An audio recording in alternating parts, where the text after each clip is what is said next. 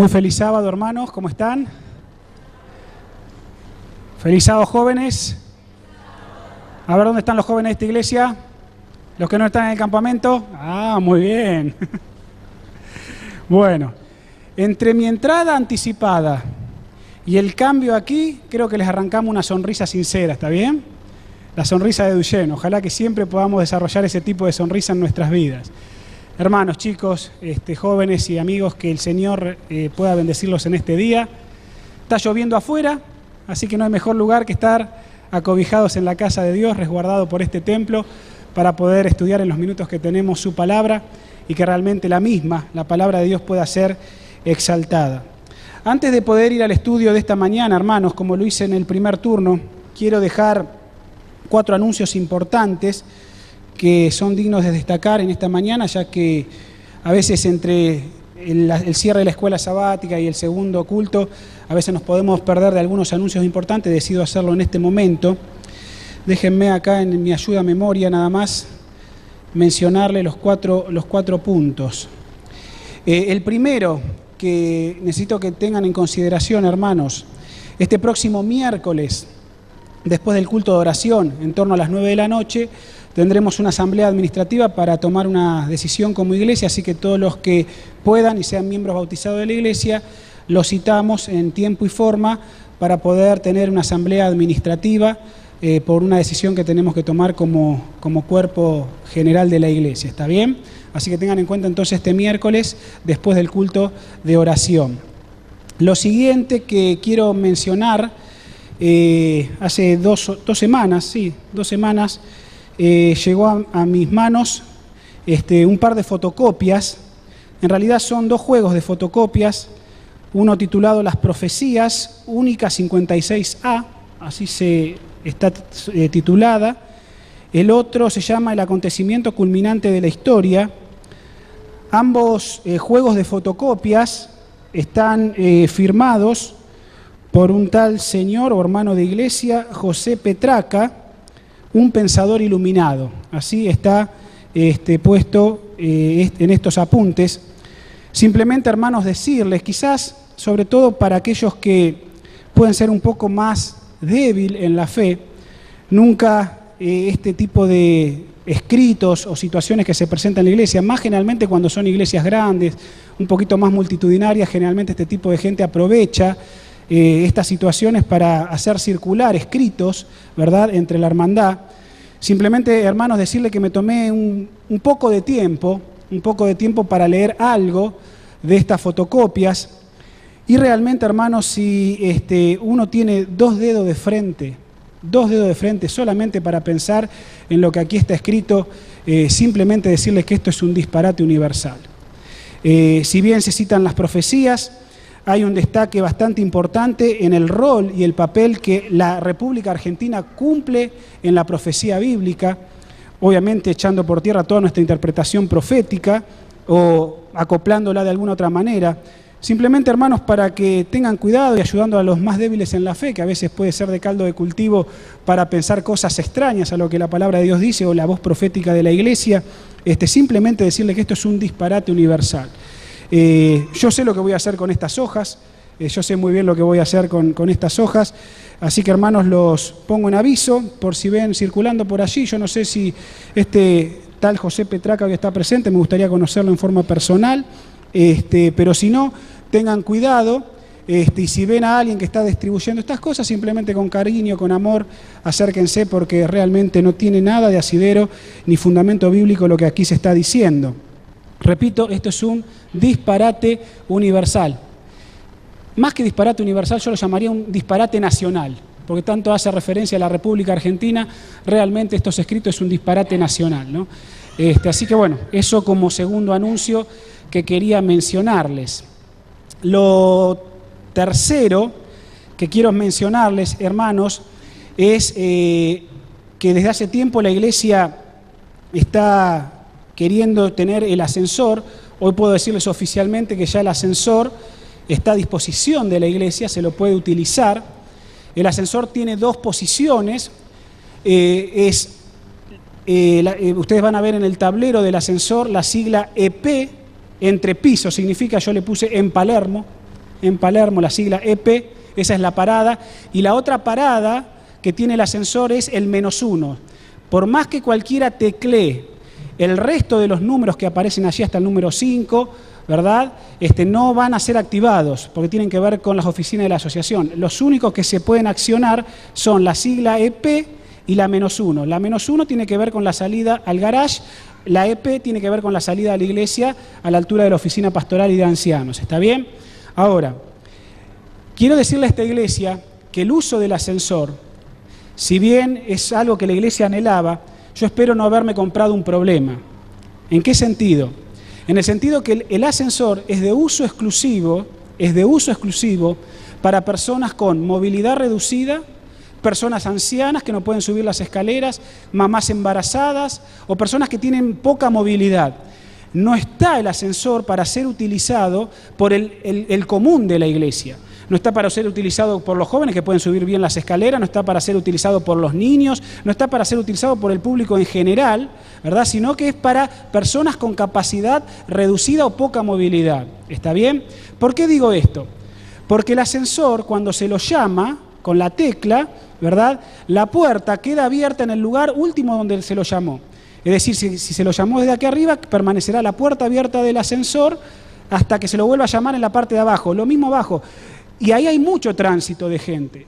Puede venir tu nene, vos mismo, va un nene curioso, toca las teclas, rompe el vidrio, el espejo o algo. Déjenme decirles, hermanos, que así como es una bendición para la iglesia el ascensor, nosotros tendremos que ser solidarios como iglesia si al ascensor le pasa algo. Y si la iglesia fue responsable por la rotura del dispositivo, alguna rotura que el ascensor tenga, algún rayón o cosas que puedan ocurrir, obviamente nosotros tendremos que ser solidarios con la reparación de eso, que no son cosas baratas. Obviamente los diáconos, las diaconisas tendrán que estar alerta de esto, pero déjenme decirles, queridos papás, y a ustedes mismos, hermanos, con todo el cariño y el respeto, que si a algo le ocurriese al ascensor y tu familia, tus hijos, vos sos responsable, la iglesia se hará solidaria por eso, pero también vos te harás solidario si tu hijo rompió una tecla o algo. Déjenme decirles esto de esta manera, hermanos, porque, repito, yo quiero que sea una bendición para la iglesia, pero no quiero que nos hayamos comprado un problema. ¿Se entiende? Entonces, si vos ves a tu hijo ahí, no hagas la vista a otro lado, lo tendrás que retirar, la tentación da para poder tocar, husmear un poquitito, pero repito, el ascensor es solo para uso de gente con capacidad reducida o poca movilidad. ¿Está bien? Así que tengan esto en cuenta, se está trabajando para que las puertas puedan permanecer cerradas. Hoy la tecnología que tiene el ascensor no lo está permitiendo, pero yo ya hablé con la gente de la asociación para que puedan permanecer cerradas cuando después de algunos segundos el ascensor no se lo solicita. Eso de alguna manera impide que estén los curiositos allí o nosotros mismos tratando de utilizar el ascensor. Está a disposición para las personas que mencioné y que sea de bendición para aquellos hermanos que por ahí hoy no pueden venir porque están en silla de ruedas, están imposibilitados y el subir las escaleras se los dificultaba. Así que bueno, es una buena noticia, simplemente ese agregadito que espero que ustedes consideren y nadie se sienta mal si algo pasa de lo que les dije y nosotros tenemos que pedirles que puedan ayudarnos en la reparación. ¿Está bien?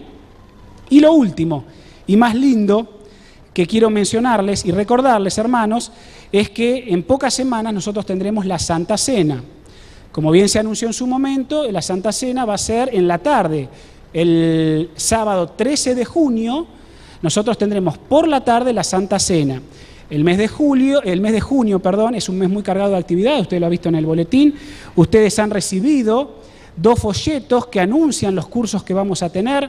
Se dijo muy bien en la escuela sabática que el sábado que viene la idea es que se pueda repartir en esos mapitas que se repartieron en cada unidad de acción estos volantes que ustedes están llevando como muestras para que realmente la gente del barrio pueda venir a estos cursos que creo que van a ser interesantes. ¿Está bien? Recomendación, creo que lo dijo Carlos, yo lo afirmo, lo mejor es que lo hagan durante la escuela sabática. Después quizá va a ser muy difícil repartirse esas manzanas y volantear con esto. Así que yo les recomiendo que lo hagan durante la escuela sabática. El sábado que viene va a ser un sábado especial porque va a ser un sermón cantado, va a estar el Cuarteto Paz acompañándonos. Así que los que vengan al primer turno después podrán salir, o los que vienen a la escuela sabática después podrán venir para escuchar ese sermón cantado y creo que va a ser muy lindo. Entonces, en el marco de todo esto que va a haber en junio, los cursos, que ya empezaremos a trabajar la semana que viene, el sábado que viene, tenemos la Santa Cena. 13 de junio, por la tarde. ¿Está bien? La Santa Cena va a ser diferente a lo que estamos habituados. Ya también esto lo anuncié. Vamos a tener el horario de Santa Cena en el templo, donde se van a entregar los emblemas, el pan y el jugo, va a ser a las 7 de la tarde, pero el templo se va a habilitar a partir de las 7 de la tarde. ¿Qué va a pasar antes? Bueno, va a ocurrir lo que nosotros he denominado un culto de recepción de Santa Cena. Va a estar dispuesto en el subsuelo y en el resto de las dependencias de la iglesia ciertas estaciones donde nosotros como familia, como hermanos individuales, a medida que vamos llegando, ¿verdad?, y se abren las puertas de la iglesia, vamos a pasar por las distintas estaciones con distintas actividades que se nos van a proponer, enmarcándonos en lo que va a ser la Santa Cena. Una de esas estaciones en el subsuelo va a ser el lavamiento de pies. Cuando las personas que salgan del lavamiento de pies ahora ingresen al templo, entonces ustedes van a recibir una vela. La iglesia va a proveer finalmente las velas que habíamos dicho en su momento, ¿verdad? La iglesia va a proveer esas velas y ustedes ingresarán al templo con las velas provistas por la iglesia. ¿Está bien? Esas velas luego van a tener que ser devueltas porque es patrimonio de la iglesia, queda como patrimonio de la iglesia para otras actividades en el futuro. ¿Está bien? Entonces, a las 7 va a ser aquí cuando se van a abrir las puertas y ustedes van a ingresar con las velas, cada persona con su vela. Previo a eso, desde las 5:30, quizá desde las 6, vamos a terminar de definir este horario, ustedes van a venir a la recepción de la Santa Cena. Lavamiento de pies previo, va a haber otras estaciones y actividades que se van a proponer, que les aseguro va a ser muy lindo y muy interesante y diferente a lo que ustedes han estado acostumbrados desde aquí. Así que eso va a ser sábado 13 de junio, a partir de las 5:30, 6 de la tarde, recibiendo, lavándonos los pies previamente y entonces para las 19 horas poder participar de la Santa Cena. Así que preparemos nuestra mente, preparemos nuestro corazón para ese momento. Va a ser significativo una vez más y deseamos que el Señor pueda obrar en nuestra vida y en nuestro ser. Dicho esto, entonces, y teniéndolo en cuenta, de paso le voy a pedir a los muchachos y a la gente de comunicaciones que esto pueda salir bien informado en los boletines, porque si alguno está falto de memoria, quizás en el boletín va a ser reiterado estos horarios, ¿está bien? Así que eso a partir del sábado que viene. Dicho esto, vamos a orar y vamos a lo importante, a lo realmente trascendente, que es el estudio de la palabra de Dios en esta mañana. Inclinemos el rostro y oremos. Querido Padre que estás en los cielos, con nuestras Biblias en las manos, queremos pedirte que ahora tú puedas hablarnos a nuestra mente y corazón. Gracias, querido Dios, por todo lo que haces en nuestras vidas. Gracias porque tu presencia se manifestará al abrir tu palabra y tendremos la certeza de que tú nos has hablado. Gracias por todo. En el nombre de Jesús pedimos y agradecemos esto. Amén. Abran conmigo sus Biblias en Mateo capítulo 15 y leeremos los versículos 21 al 28. El título del sermón de esta mañana es La fe que persevera. Y hermanos, uno no puede hablar de fe sin hablar de Biblia, sin hablar de las Sagradas Escrituras como asociadas a la fe, ni tampoco uno puede dejar de hablar de fe si no habla de la oración. Porque la fe genuina, la fe que persevera, está ligada a la oración y está ligada obviamente a la Escritura, a la Biblia. Ya lo dice la misma Escritura, la fe viene por el oír y el oír la palabra de Dios. Es decir, que si yo quiero que mi fe aumente y esa fe que aumenta persevere en el tiempo, obviamente debe estar ligada a la palabra de Dios. No hay fe sin Biblia, no hay Biblia sin fe. Asimismo, no hay fe sin oración y no puede haber oración si no hay fe. Si algo está mal, es evidente que algo no está funcionando bien. Y vamos a ver en esta historia, en la historia tan conocida de la mujer sirofenicia o la mujer cananea, cómo la fe puede perseverar en el tiempo. Leamos juntos y luego explicamos. Versículo 21 de Mateo 15. De allí Jesús se retiró a la región de Tiro y de Sidón.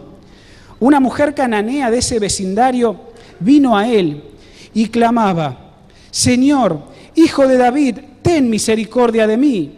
Mi hija está gravemente atormentada por un demonio. Pero Jesús no le respondió nada. Entonces sus discípulos se acercaron a él y le rogaron: despídela, que viene gritando detrás de nosotros. Él respondió: soy enviado solo a las ovejas perdidas de la casa de Israel. Entonces ella vino, se postró ante él y le dijo, Señor, ayúdame. Él le dijo, no está bien tomar el pan de los hijos y echarlo a los perrillos. Ella replicó, sí, Señor, pero aún los perrillos comen las migajas que caen de la mesa de sus amos. Entonces Jesús respondió, mujer, grande es tu fe, sea hecho como quieres, y su hija quedó sana desde esa hora.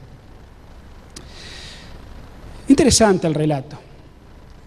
Una primera lectura del relato, obviamente nos hace estremecer un poquito, ¿no? Porque aparentemente el trato de Jesús y de los discípulos hacia esta mujer, en la era en la que estamos viviendo, hoy siglo XXI, Iglesia de Palermo, centro de Buenos Aires, es muy machista. Es muy machista. El texto bíblico es muy machista acá. Ahora, entendamos, luego que pasen los minutos, las cosas que el Señor nos quiere enseñar a través de la aparente incongruencia de este relato. Es interesante porque esto ocurre después de una disputa que Jesús tuvo, si ustedes leen los versículos anteriores, después de una disputa que Jesús tuvo con los fariseos en Jerusalén, y después de esto es como que Jesús quiso tener un momento de tranquilidad y se retira a la región de Tiro y Sidón. También lo interesante es advertir, hermanos, en el texto bíblico, sobre todo en el Evangelio de Mateo, es que Mateo va a mencionar dos milagros o curaciones que Jesús realizó con personas gentiles, solo dos. De todo el Evangelio de Mateo vos lees los milagros y curaciones que Jesús hizo y vas a leer que solamente dos están dirigidas, esos milagros, curaciones, a gente gentil. Bueno, este es uno de esos dos, la mujer sirofenicia. ¿Está bien?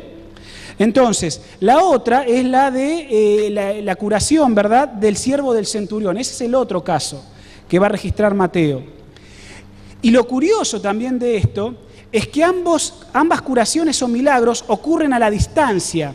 Hay una persona que es la que hace la petición, en este caso la mamá de la endemoniada o el centurión a través de su siervo, pero las personas que estaban implicadas en lo que Jesús tenía que hacer estaban a la distancia, no estaban frente a frente, cara a cara con Jesús.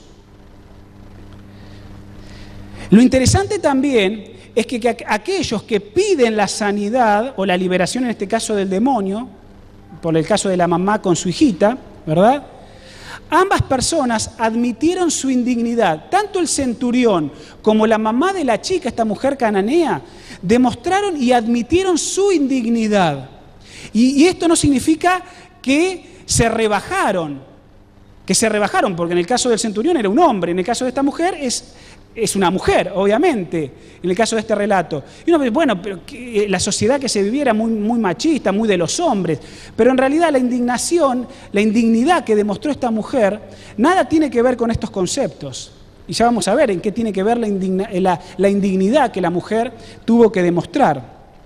Pero a pesar de demostrar su indignidad, demostraron su admirable fe, que en ambos casos del relato que registra Mateo fue reconocida por Jesús, el Salvador del mundo. Es evidente, querida iglesia, que la fe que persevera unida a una oración, porque acá lo que estamos viendo en el relato es que la mujer hace una súplica, un clamor de lo profundo de su corazón a Jesús. Entonces hay un petitorio, hay una oración, podríamos decir. Y esa fe obviamente está ligada a ese petitorio, está ligada a esa oración, ¿está bien? Ahora, tanto la fe que persevera como la oración que persevera, en este caso, seguramente no es una oración de un cristiano, o podríamos decir en un contexto nuestro, no es una oración de un adventista común. No es una oración así. No es una oración, mis hermanos, de las que... Querido Padre, te pedimos por los alimentos, bendícelo, gracias por haberme ayudado en el día, perdona mis faltas y pecados, amén, y me fui a dormir. No es esa oración. No es la oración de un adventista, no es la oración común de un cristiano. Es un ruego, es un clamor mucho más profundo, ¿verdad? Por eso hablamos de la fe que persevera a través de una oración que persevera.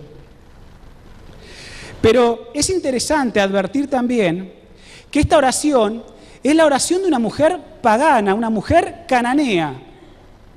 Asimismo, ella se aferró a Dios a pesar de toda la adversidad que nosotros podemos leer en el texto. A la mujer se le presentan un montón de obstáculos que tuvo que sortear, pero a pesar de la adversidad y la dificultad, nosotros vemos cómo esta mujer se aferró a Dios a través de su fe perseverante y cómo se aferró a los méritos de Cristo. Versículo 21. De allí Jesús se retiró a la región de Tiro y de Sidón. Y una mujer cananea de ese vecindario vino a él y clamaba: Señor, Hijo de David, ten misericordia de mí, mi hija está gravemente atormentada por un demonio. En esta versión de la Biblia que yo tengo, no hay una partícula que quizás en los que tienen la Reina Valera 60 u otra versión, sí estará, porque obviamente esa partícula está en el original griego. Quizás acá a los traductores se les pasó o no lo vieron demasiado importante, pero es una partícula que no debería pasarse por alto.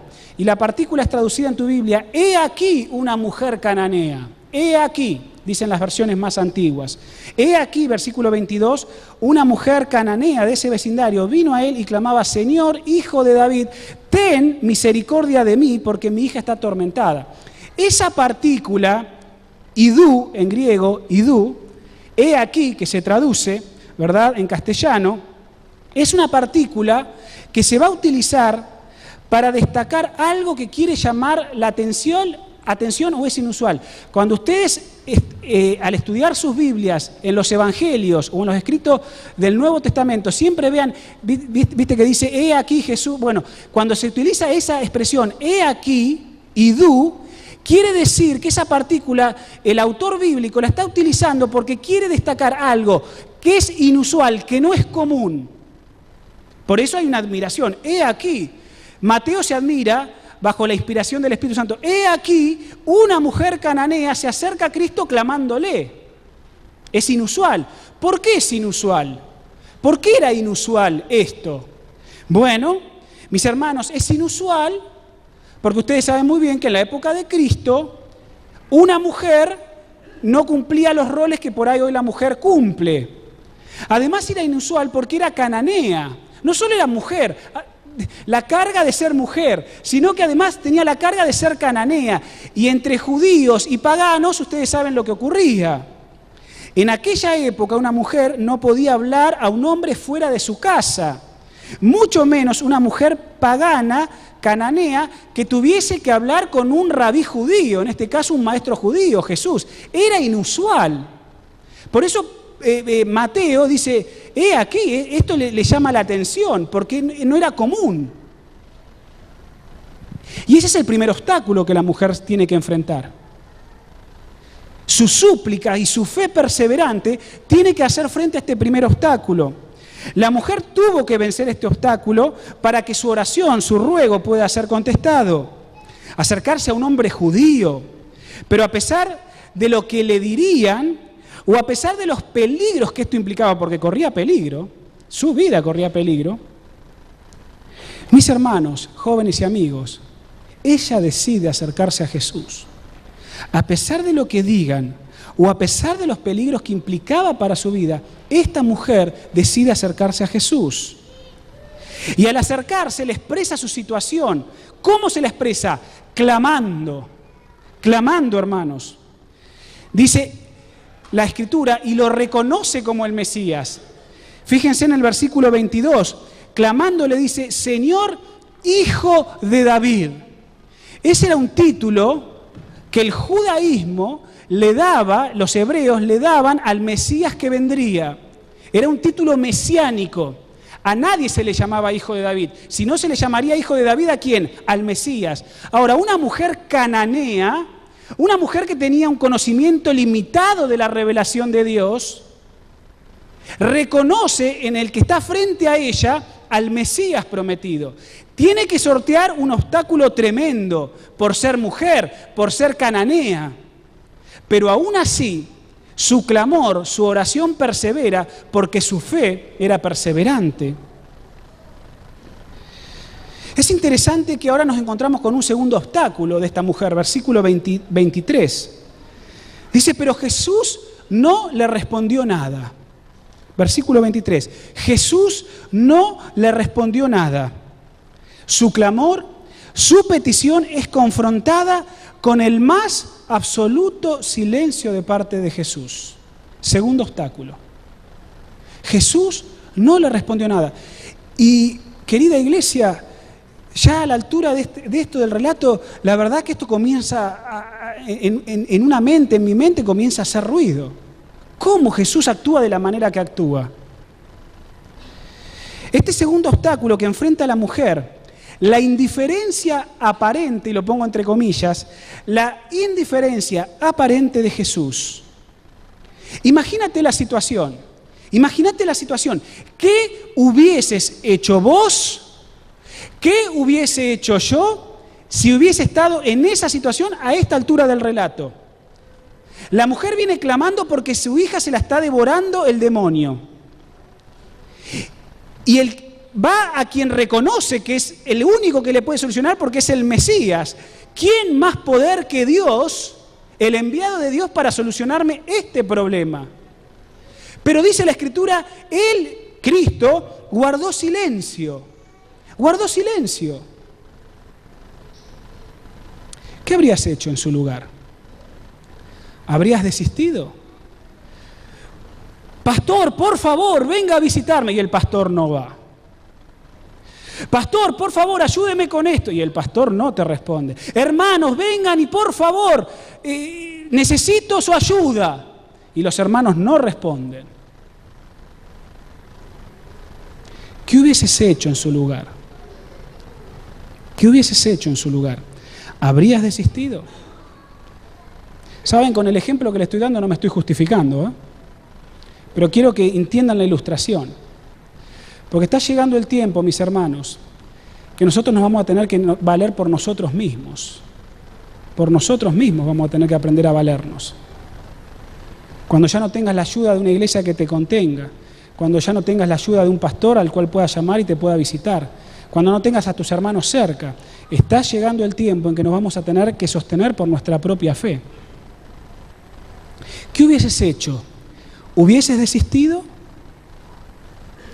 El relato dice que la mujer continuó gritando. Lean conmigo, versículo 23.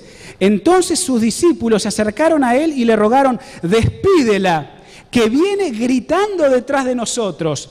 La mujer ante el segundo obstáculo, el silencio aparente e indiferencia de Jesús, la mujer sigue adelante, sigue perseverando. Y entonces dice que continuó gritando, y no solo a Jesús, sino que el relato bíblico dice a los discípulos, grita atrás de nosotros, Jesús incluido. Pero aún había más trabas. Los discípulos esperaban ver en este momento del relato qué actitud Jesús tendría. Entonces le piden a Jesús, despedila. Despedila, nos está gritando, te está molestando, despedila. Los discípulos estaban esperando a ver qué reacción, qué actitud iba a tener Jesús con esta mujer. Despáchala, despídela, que da voces tras nosotros. Ahora, fíjense, hermanos, jóvenes, el círculo más íntimo de Jesús la rechaza, pero la mujer sigue adelante. O sea, no solo aparentemente Jesús la está silenciando, le da una indiferencia silenciosa, sino que además ahora el círculo más íntimo, aquellos que están relacionados con el Salvador, también, o sea, la están discriminando, echala, ¿para qué la querés? ¿No ve que está molestando? Pero la mujer sigue adelante. ¿Qué habrías hecho ya a esta altura del relato? Son todos iguales.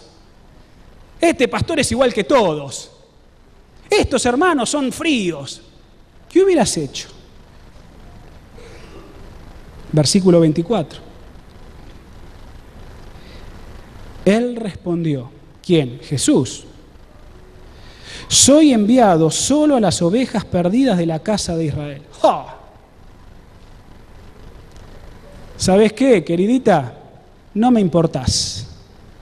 Porque yo, el Mesías, soy enviado a las ovejas perdidas de la casa de Israel, no a las cananeas.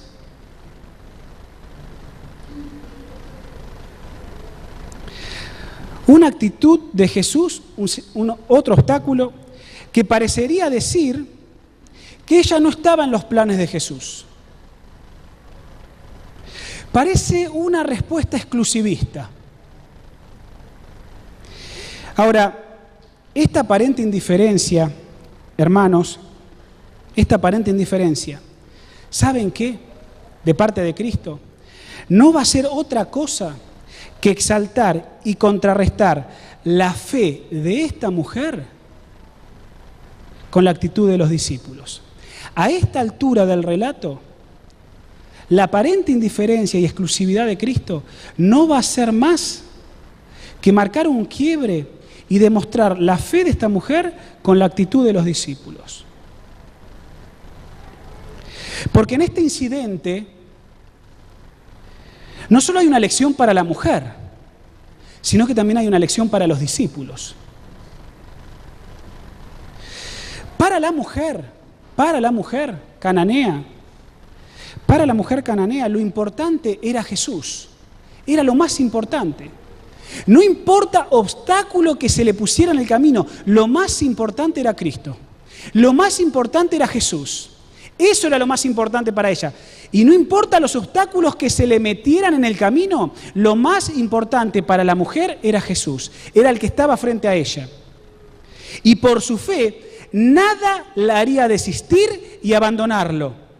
¿Por qué, hermanos? Porque en este relato lo que se nos da una vez más es una experiencia de fe.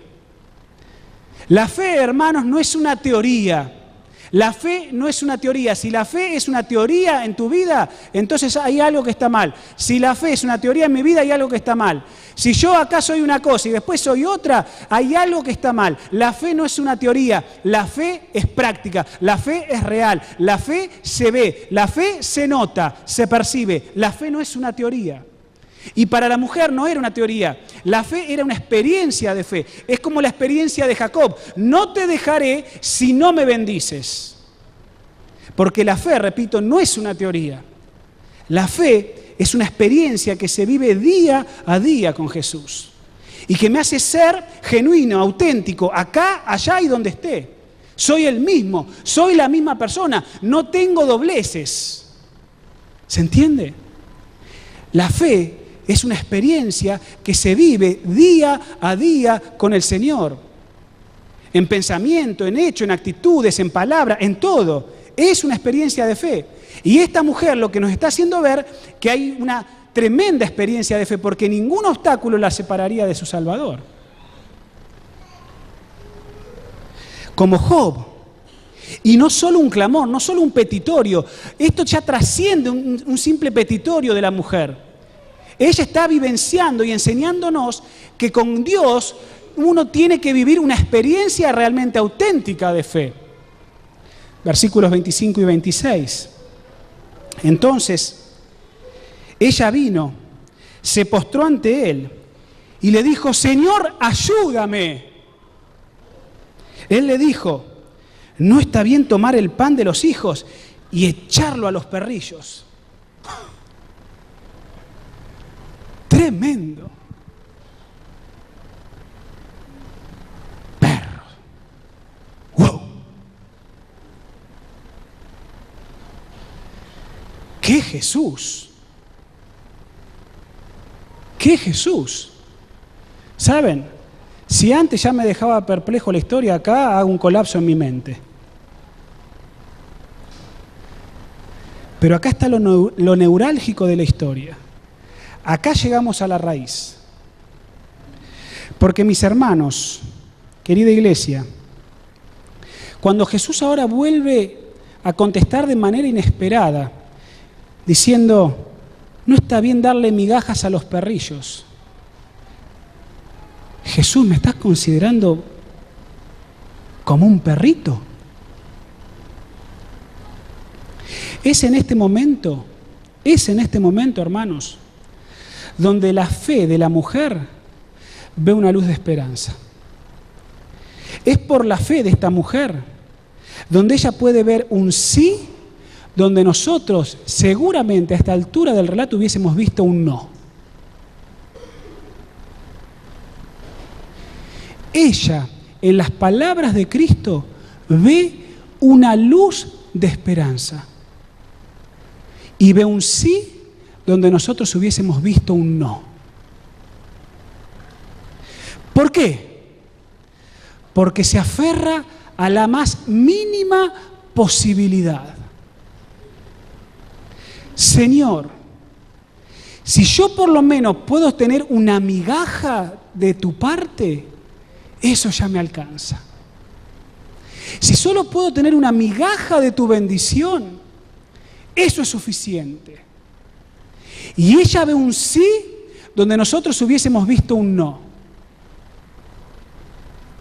Se aferra a la más mínima posibilidad. Jesús está enseñando no solo una lección a ella, sino a los que la están viendo. Fíjense cómo esta mujer está actuando y aprendan, burritos, aprendan. ¿Cómo se aferra? Aprende, Adrián, cómo esta mujer se aferra de mí.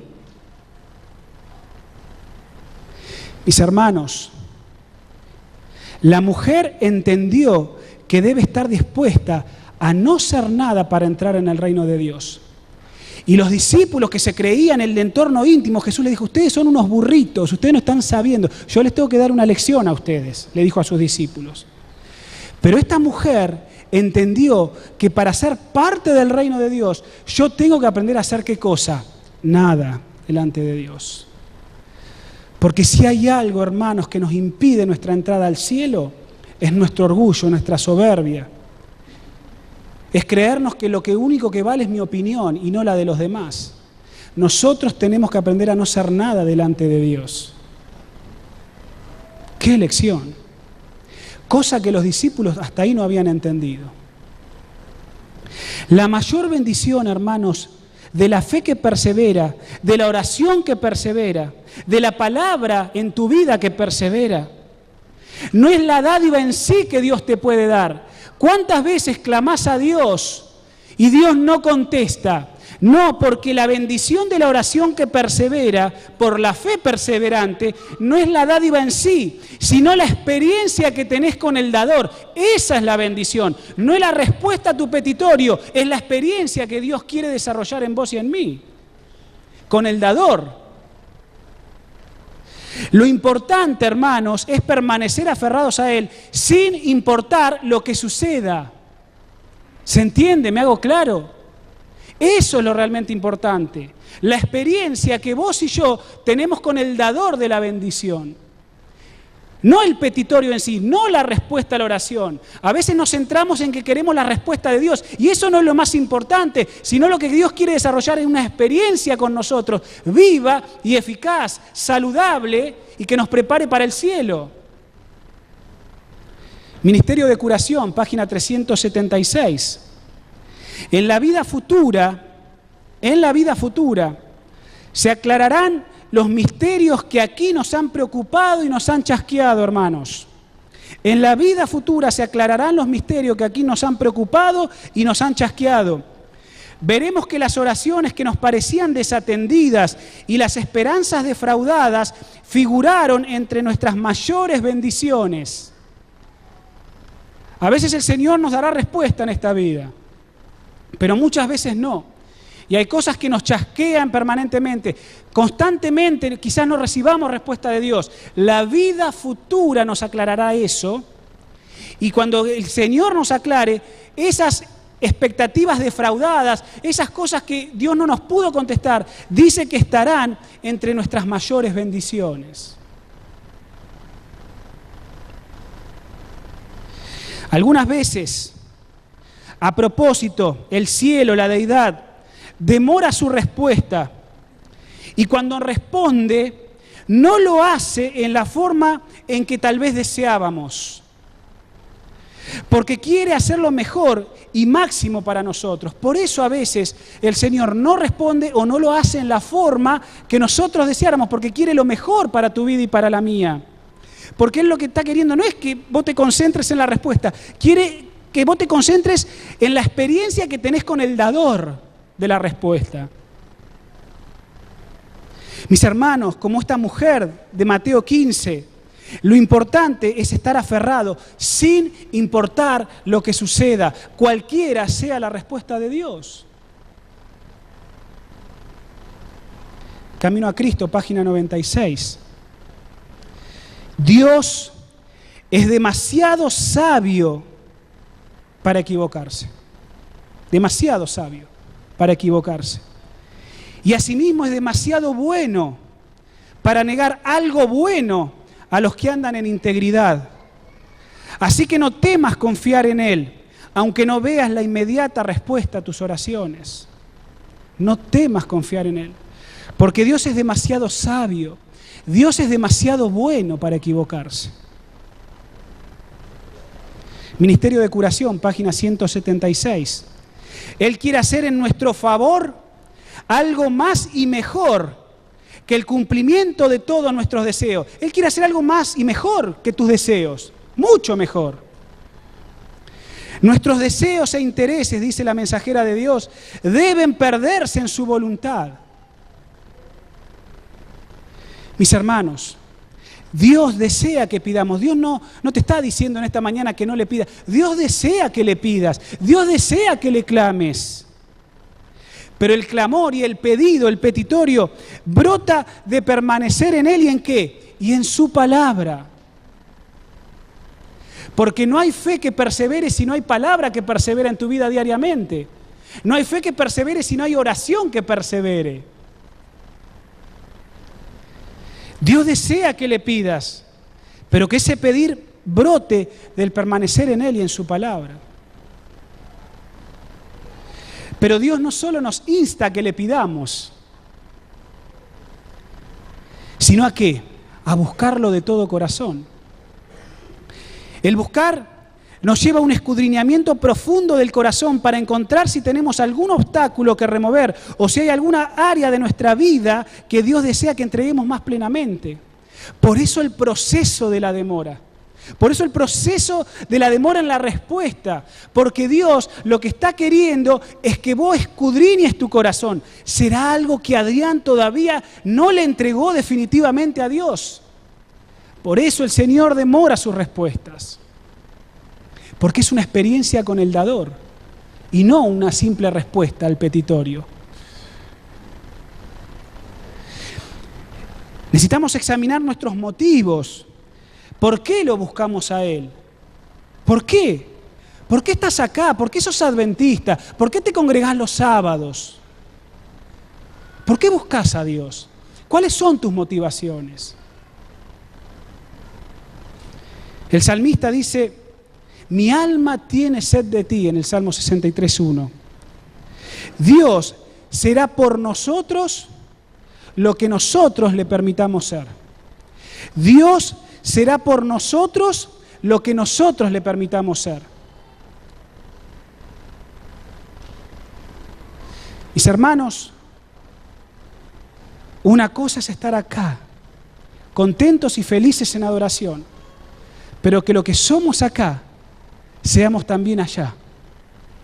Dios será por nosotros lo que nosotros le permitamos ser. Para ir finalizando, en cuanto a la respuesta de una oración, Dios toma muchas cosas en consideración que a veces nosotros ignoramos. Repito, en una respuesta para esa fe que necesita perseverar en Dios, Dios toma muchas cosas en cuenta que a veces nosotros ignoramos. Por ejemplo, posiblemente Él esté corrigiendo alguna condición de nuestro carácter, lo que les mencionaba recién. Quizás Él demore o no dé respuesta porque está esperando a ver qué cosa tiene que ser removida de mi carácter. Otra cosa que puede suceder es que quizás esté esperando que se den algunas circunstancias más favorables, porque en el caso de la mujer sirofenicia, Él no estaba trabajando solamente por la mujer, sino que estaba trabajando ¿con qué? Estaba queriendo trabajar con los discípulos. Mis hermanos, Dios que ve mucho más, Dios que su visión es mucho más amplia, Él ve mucho mejor que nuestra acotada perspectiva, como hablábamos hace 15 días. Él, obviamente, quizá está esperando alguna cosa mejor, que las situaciones sean más apropiadas. quizá como en el caso de la historia, Él esté considerando ayudar a otros mismos en el proceso. ¿Cuántas veces quizá oraste por tu hijo, por esto, por aquello, por esta situación o algo, y el Señor demora o no responde? Bueno, quizás Dios tenga que también esté trabajando en esa persona, y a veces los tiempos de esa persona por la cual vos estás orando no son los mismos tiempos que vos deseas en tu oración. Y ahí es donde se nota la vivencia con el dador y cómo la fe persevera. Porque quizás Dios también... No, quizás no. Dios tiene que también trabajar en esas personas o esas circunstancias que nosotros no conocemos ni percibimos y que están en los tiempos de Dios.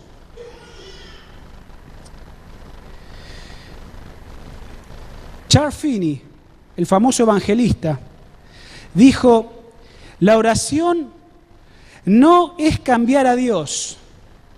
La oración, dijo Charles Finney, no tiene el propósito de cambiar a Dios, sino que la oración ha sido dada para cambiarnos a nosotros. Conflicto de los siglos, página 580, la mensajera de Dios dice: en respuesta a la oración hecha con fe, Dios nos concede lo que no nos daría si no se lo pidiésemos así. Porque es esa experiencia de fe lo más importante y no la petición en sí. Dios desea que cultivemos la experiencia de Jacob: no te soltaré si no me bendices. Cuando algunas veces el Señor parece hacer silencio o demorarse, es porque está tratando de atraernos más cerca de Él para una mayor consagración. Ten en cuenta esto. Si a veces Dios se demora o no responde, es porque Dios que te está queriendo atraer con lazos, dice la Escritura, con lazos de amor. Él te está queriendo atraer hacia Él, porque sí, sos cristiano, venís a la iglesia, pero en realidad estás lejos. Y Dios te está queriendo atraer, Dios te está queriendo atraer. ¿Cómo funciona esto? ¿Cómo funciona la atracción de Cristo? Porque, Señor, yo te clamo, mi fe. ¿Y por qué no? Dios te quiere atraer, Jesús te quiere atraer. Hermanos, nuestra falta de aprecio, y lo digo por mí, en primer lugar, sobre todas las cosas, delante de Dios y en este púlpito, nuestra falta de aprecio hacia la oración confirma nuestro egoísmo. Nuestra falta de fe, nuestra falta de aprecio hacia la oración confirma mi egoísmo. Yo conozco cómo es mi vida de oración. No la conocés vos, la conozco yo. Vos también conocés cómo es tu vida de oración. Ahora, hacete esta pregunta para tus adentros. ¿Cómo está tu vida de oración? Es como te mostrás. Porque eso mostrará tu egoísmo. Mi falta de aprecio por la oración muestra mi egoísmo. Porque si Dios nos otorgara nuestros deseos estando en esta condición que está Adrián, llegaría Adrián a trincherarse más en su independencia hacia Él. Así funciona esto. Por eso a veces Dios no le contesta a Adrián. Porque si Adrián le contestara la oración, él se atrincheraría en su vida espiritual tan seca como la que está ahora. Pero Dios quiere atraerlo a Adrián y Dios quiere que Adrián venga más hacia él. Por eso es una experiencia con el dador. ¿Me siguen, hermanos? Estoy siendo claro. La oración, si Dios nos contestara muchas veces nuestra triste condición espiritual, no sería una experiencia y un acto de oración, sino ¿saben qué? Sería una varita mágica de parte de Dios. Entonces yo le pido a Dios, Dios me contesta, ping, ping, ping, y a cada pedido que le hago, Dios me contesta. Una varita mágica la oración. Pero así no es. Dios quiere atraernos a Él. Dios quiere que nos volvamos a Él. Recordá el caso de Elías. 7 veces tuvo que orar para que lloviese. ¿Por qué no llovió la primera vez? ¿Por qué no llovió la primera vez? ¿Saben? Una posible respuesta, no digo que sea la única. Elías acababa de hacer descender por el poder de Dios fuego del cielo. ¿Acaso se podría haber enorgullecido de semejante episodio? Puede ser. Quizás tuvo que enseñarle Dios a Elías, le tuvo que enseñar que no necesitaba ser tan orgulloso. Quizás. Dios espera pacientemente conseguir nuestra atención. Así que cuando finalmente la recibe, no está simplemente satisfecho con concedernos lo que pedimos, sino que lo más importante que desea es enseñarnos la inapreciable lección de colocarlo a Él en primer lugar. Mis hermanos, cuando finalmente Dios logró captar nuestra atención, no solo nos va a dar lo que pedimos de acuerdo a su voluntad, sino que lo más importante que Dios logró es poder haber tenido esa relación contigo. Y entonces el objetivo de Dios está cumplido. El objetivo de Dios está cumplido. Eso fue, esta semana estudiábamos acerca de Enoc en el culto de oración, eso fue lo que le pasó a Enoc. Por eso Enoc caminó con Dios durante 300 años y se escondió durante 300 años en Dios y finalmente Dios le dice, te llevo. Mis hermanos, Dios no siempre contesta las oraciones la primera vez que lo pedimos, pues desea que escudriñemos nuestros corazones y veamos si hay en ellos mal. De no ser así, nos volveríamos descuidados y dejaríamos de depender de Él. Imagínate si Dios te contestara todas tus oraciones, como vos querés. Dejarías de depender de Él y serías descuidado. Y tu vida espiritual estaría tan languideciente como por ahí yo puedo sentir que mi vida espiritual esté languideciente hoy. Pero Dios no quiere dejarnos en esa situación, sino que quiere que crezcamos en gracia para con Él. Termino diciéndote que cuando a veces Dios dice no, muchas veces es una prueba de que Él anhela que lo busques fervientemente. Quiere darte una experiencia de fe vivificante, quiere darte una experiencia de contacto con la Biblia vivificante, quiere darte una experiencia de oración vivificante, no muerta, sino viva. Dios quiere, cuando a veces dice no, darte una experiencia edificante, una experiencia de oración edificante, que estés con Él permanentemente. ¿Y saben qué? No un simple tiempo para un petitorio, no un simple tiempo para pedir, sino que Dios quiere llamar tu atención porque quiere que tengas una experiencia vivificante. Mis hermanos, finalmente, en esto que esta mujer nos demuestra y demostró a esos discípulos, tantos obstáculos, tanta aparente incongruencia, Jesús demostró la fe de esta mujer. Y dice el versículo 28, entonces Jesús respondió, llegó el momento, mujer, grande es tu fe, sea hecho como quieres. Y su hija quedó sana desde esa hora. Fíjense la respuesta de Jesús, sea hecho como querés, porque vos demostraste para conmigo una relación vivificante, y sea hecho como querés. Y dice que la chica, a la distancia, quedó librada del demonio automáticamente. Amén. Hermanos, en este tiempo en el cual estamos viviendo, cuando cada vez tendremos que depender del Señor por nuestra fe creciente y vivificante, que nos prepare para el cielo. Deseo de corazón como pastor que esto pueda ser una experiencia en la tuya, en tu vida y en la mía. Que la historia de esta mujer nos ayude a ver de que no importa los obstáculos que se nos presenten adelante, no importa lo que suceda, con Cristo estamos justamente crucificados y ya no vivo yo, sino que Cristo vive en mí. Que eso nos prepare para el cielo, para poder pronto encontrarnos con nuestro Señor y Salvador Jesucristo. Es el más sincero deseo y anhelo de quien te habla en esta mañana. Amén.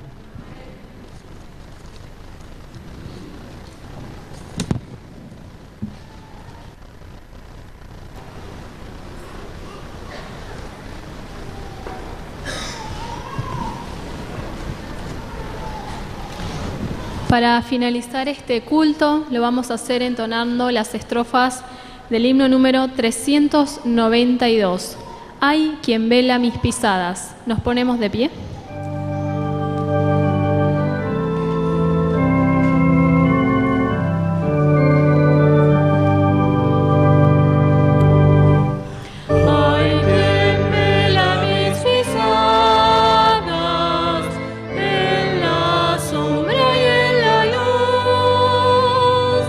Por las sendas de escarpadas, me acompañará Jesús.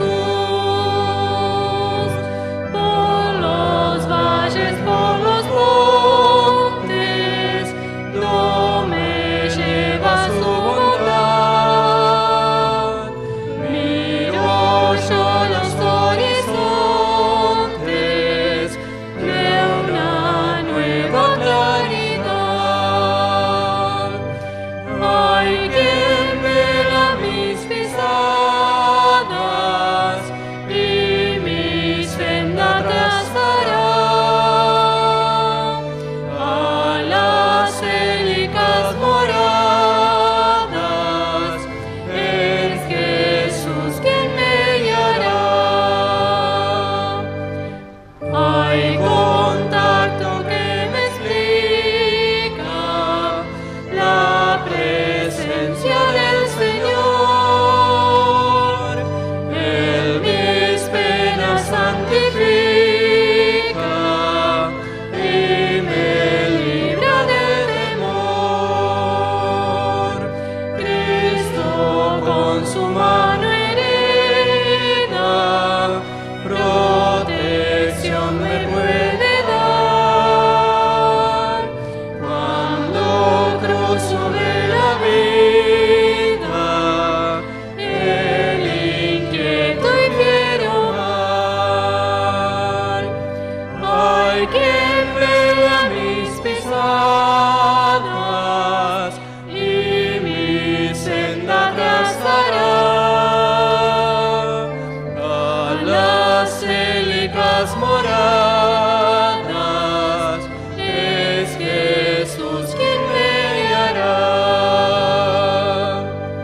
Tengo amigo fiel y amante de infinita compasión, que confiere paz constante al contrito corazón. En su amor hay eficacia, es amigo siempre fiel. Hay en él verdad y gracia, es mi escudo y mi broquel. Hay quien vela mis pisadas y mi senda trazará. A las célicas moradas es Jesús quien me guiará.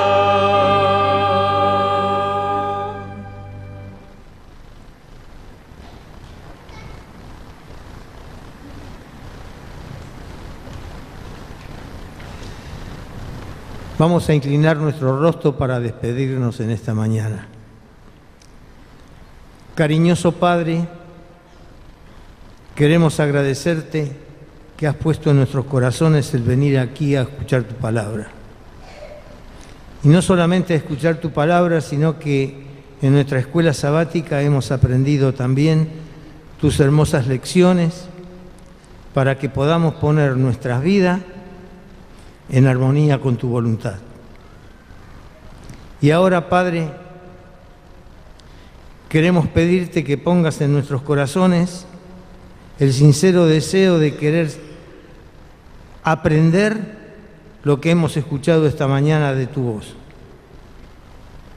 Queremos, Padre, que no seamos como el hermano mayor de la parábola, que estamos en la iglesia y no somos nada.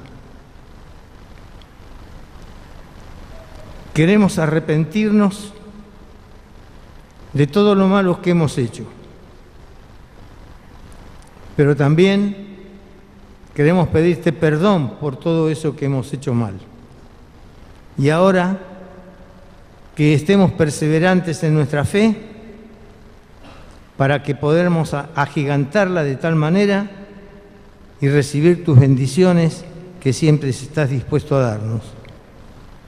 Te lo pedimos y lo agradecemos todo En el nombre de Jesús, amén.